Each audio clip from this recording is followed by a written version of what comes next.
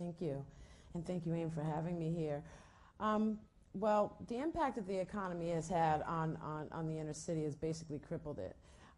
You've seen that, this has been devastating to what was already a community of high unemployment and what was often considered high risk or unemployable employees. Unemployment rates have more than doubled the national average in the minority communities, and subsequently there's a large group of people that are growing, that are considered unemployable, and quite candidly probably are, because they're not trained in the emerging industries that are coming up that are going to be the future. And what my concern is, America was built by its cities and on manufacturing jobs, and I didn't realize there were 700 in the state, so I said, well, half my comments here, right? There are 8,000 in the state. 8,000 in the state, okay. But there are very few in the inner cities across the state, so I'll just focus there. And that impact really for the inner city and the type of demographics that are there have been impacted. That's low-skilled labor, have been impacted by a lot by globalization. When you can move your business and your manufacturing over to China, to a less regulated place, and get paid $2 a week versus, having manufacturing here in the city, you see, that's difficult, not only for, that workforce there, but also for small businesses trying to compete there. But don't get me wrong, I'm not against globalization. However, it's going to be very difficult to turn the economy around in inner cities unless we figure out a way to address that. And I like to use my company as an example. I have 65 employees. We're located in Jamaica Plain, and we manufacture the laser and ink cartridges, and Staples is my primary customer. And, we sold over 2 million cartridges, and that's a lot of cartridges for manufacturing, and we still were able to make a profit. So, and be competitive and offer folks cost savings. So, I like to say that my company is a company that shows that, yeah, you can manufacture here and create certain jobs and still go forward. So I'm really hoping that the state will look at that and look at ways to incent businesses, large businesses, to work with local businesses versus hiring outside or going outside. Unless we really look at ways to make those connections work, we're going to still have some of the same problems that I've seen in the inner city. And so, some of my suggestions for, what I think that the state can do to assist in developing an employable workforce is really, as Barry was saying, is to really look at job training and create more effective and extensive job readiness programs through the community colleges, the RCCs, the Bunker Hills, AIC, Staples, the Springfield Technical Community College. And also working with the Boston Public School System, and setting up new curriculums. I don't know how often the curriculums are addressed, but curriculums and technical training that's preparing folks for for solar industries and for sustainable industries and for really the high tech, so that you're creating a group of folks that will be employable in the near future. And as Barry also said, due to the new demographic makeup of the inner cities, most of these programs have to be bilingual. A large part of the inner city of Boston, for example, is Hispanic. And I don't have the statistics, and maybe I'll call Barry offline to get those. But, I really would say that that's the fastest growing population there. And then there's another group, too, that, a lot of times, we hear all the politicians talk about, and that's the group that fall into the Corey reform. And there are a group of folks, and they're young people, and a lot of them, I would say 25% of my workforce have been young men that may have made a mistake in their past, but someone's giving them an opportunity, a chance to turn their lives around.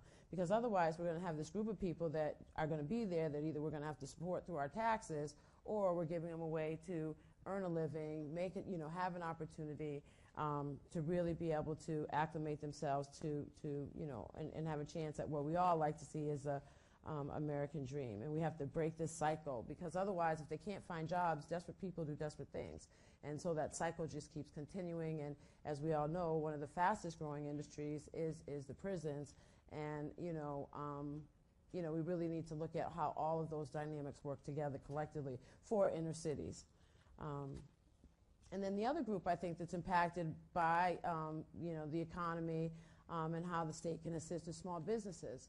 Globalization also affects us. We can't compete with companies that are, or it's very difficult to compete with companies that are, have a labor force that's $2 a week, and has no benefits and so forth. And, our hope is that the state will ensure that, small businesses have the resources to be competitive with larger companies and a significant step to help, overhaul the economic development of the state.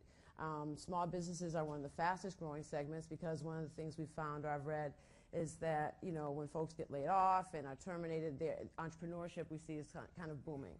And, one way the state can support social and economic goals is by streamlining some of the public procurement processes and really looking at how does that whole process work.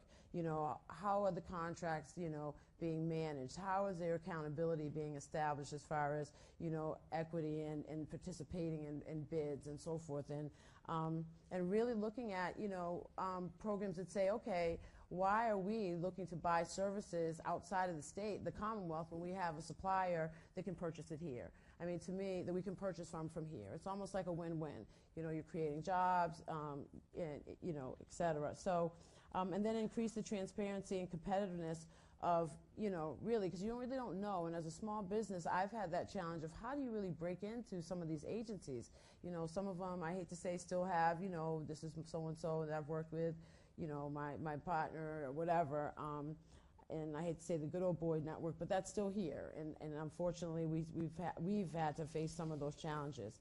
And then lastly, to really, create jobs and grow small businesses, we really have to focus on regional contracts, joint ventures, incentives for large corporations to work with small businesses, to build, capacity building for those businesses, not just a purchase order, but really taking a look of aligning themselves, i.e. I'll use my company as an example. Staples, back in 1999, Tom met my father, and that's how this business started. But basically, toner and paper are your two largest commodities on any of your office supply contracts. So if you want to go back, try to see what you're spending on those. I'd be surprised. You'd be surprised what number you'll see there. But in any event, toner and paper, if those are the two largest commodities for an office supply contract, that's a supply that, Staples felt, well, we can work with an inner city business, create economic development, jobs, and opportunities in an underserved community. And that's exactly what sort of happened. And so our business, having 65 employees located in Jamaica Plain, we're considered what I like to consider a primary business, and we're feeding the local businesses in our area. BMS, we've got Doyle's Pub that, I take almost every one of my meetings, people that I have lunch with there. So, all of you that work for you. Well, all the folks that come and visit, we use local caterers. We have some of the best bakeries. I get my flowers. But those are the ways that we're going to stimulate our economy, because those are, they're things that, we've got to be able to participate and agree to do business with one another. And last year, I don't know who was here when Lee opened up, but we hosted the Mass Buys launch at our facility, and that's where it's encouraging mass businesses to do business with one another. And that really would be key if we really did an analysis of, what businesses are out there, what matches could be made, and how there could be incentives or credits. It would need to be a significant tax credit, not some of the ones we're seeing now, but, to really say, okay, let's do business together. Is there a way for us to do business together? Because it's a win-win. And so those are my thoughts kind of on what could the state do. I don't think that that process is working very, very well. It's a very cumbersome process. And for a small business, and for inner city businesses, you don't have the resources to be able to have a whole person to dedicate to just really understanding how to go through that process. So that would be helpful as far as what I see. That's great. Thank you. Yeah.